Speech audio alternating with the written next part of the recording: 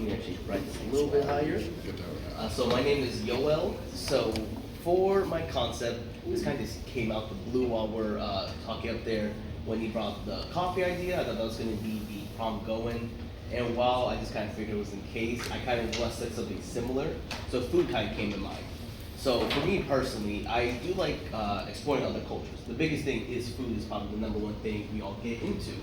So I would like to learn about from other countries, what's a common dish, or even try something new. And the idea that I came up with is an app that gives you the ability to do so. So within the app, you could have it where it gives you three options. Ingredients, you could choose, let's say if you want to use a certain ingredients like chicken, or you try to focus on rice, or maybe something you already have at the house.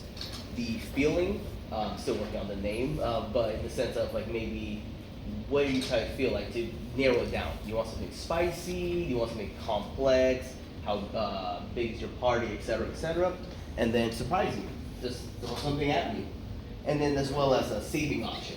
I just came up with it before we had to all start showing up where if there are certain dishes within the app that you do want to try again or going back to, you can easily just click the little heart.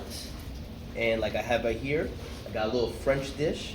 But I don't know how to pronounce this, so I do apologize. But for now, I do know the surprise me does work. So if you do click on the surprise me, for example, brings me jollof rice. And the West African dish, you see in Nigeria, Ghana, those are another country, but I do forgot. If you're just not interested in it, you can just re-roll again.